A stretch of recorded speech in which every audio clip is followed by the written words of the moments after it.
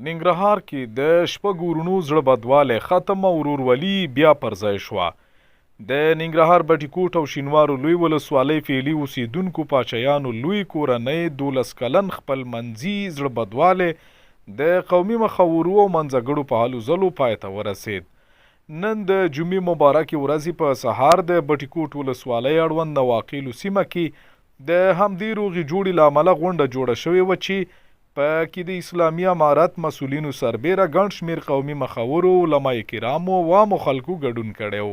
د غونډې چریان کې ویناوالو ګډونوالو ته د سولې، یو بل بخښلو او همدارنګه د اسلامي اړخه د ورورګلوۍ پر ژوند ژورې او هرړخیزې ویناوې واورولې. چې ما د دې کورنو خلکو ته دا خبره وکړه چې وګوره دې ځوانانو ته وګورئ چې مټې تازه ګیرې راغلي دي. دغه ځوانان آینده دپاره ولې په مشکل کې مصرف کوئ؟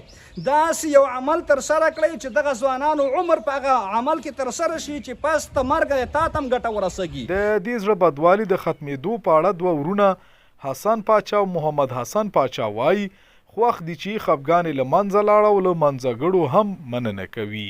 بدوالی چې مو سره خپل منځ کې زموږ ورونو سره راغلی او الله فضل سره او الله نصرت سره اسلامي امارت د خدای قیم او دایم لري او مشران او کشران د ټول خدای پاک دایم او قیم لري او ملکان او سپینګیري او بکر امیر صاحب من کې ډېرې هلې ځلې وکړې او الله پاک دو برکت سره زموږ جوړه او روغه راوسته سره ډېر خوشحاله وي. الله رحم دی چې نه مړوکی سره مات شو او ښه ښایسته جوړه مو شوه. الله چې دا چا کوم تکلیف کړی الله پاک دې هغه له اجر ورکړه او الله دکه د مو له اجرونه ورکړه. دې ډېر چې دا موږ کې ذات سړی کړي او تکلیف یې کړی. د جرګې منځګړي ملک حضرت عمر، ملک محمد، حاجي رضا خان گاګول او محمد ایوب ابوبکر و چې عام و تام واک سره یې دغه روغه وکړه.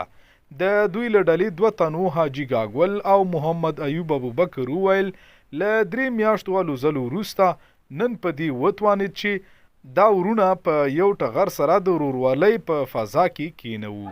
اعوذ بالله من الشیطان الرجیم بسم الله الرحمن الرحیم. زما نوم حاجي رضا خان دی، مشهور حاجي ګاګول یم.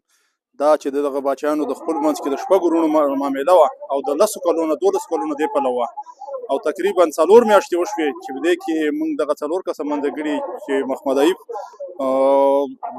د معاون صاحب او دا نور ملګري موږ دې ته رامنځته شو او ډېرې هلې او ځلې مو کړې. په دې کې مالي تاوان هم شوی او ځاني خو نه و پکې شوی خو ډېر مالي تاوان، خو بالاخره چې دوی نه موږ مړ کړ او د صلح واک واخیسته او چې نتیجه نن تاسو په خپله مې ولیده چې دا دواړه ورونه شپږ واړه ورونه موږ په یو ټغر سره کېنول، مشران او کشران.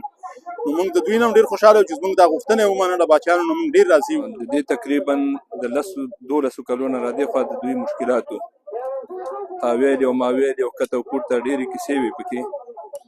نو بالاخره په دې کې تقریبا زما خو دا 3 کاله وشو زه پکې لګیا یم چې موږ د صلح واک راکوي چې موږ تاسو کې یو خبره وکړو او دا روریم بیرته روري شي. خو دوی اوله کې لږ سخت و، بالاخره ټولو باچایانو الله دې دوی سره ښه وکړي. حسن باچا، حضرت باچا او محمد حسن باچا، تسلیم باچا، ډاکټر باچا او احسان الله باچا مونږ 4 منځګړو ته مړ پړه د صلح واک راکړه چې د هغې جملې نه یو حاجي صاحب رضا خان گاګول مونږ سره، یو ملک حضرت عمر او بل محمد کاکا.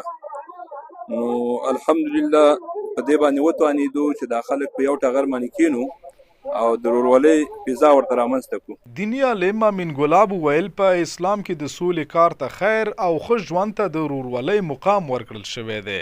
نو په کار ده چې د خدای په دې لوی امر عمل وکړو. د اسلام د مبارک دین د نگاه نه روغه او جوړه او صلح په قرآن عظیم الشان کې دې ته د خیر لقب ورکړل شوی دی. الله جل جلاله فرمایي والصلح خیر. صلح دا ډېره ګټوره ده او ډېره ښه ده. د صلح د ښه وجه یو دا ده چې رسول کریم صلی الله علیه وسلم په صلح حدیبیه دا چې کوم دی د کافرو سره وکړه په هغې کې ګټه مسلمانانو دپاره پکې وه.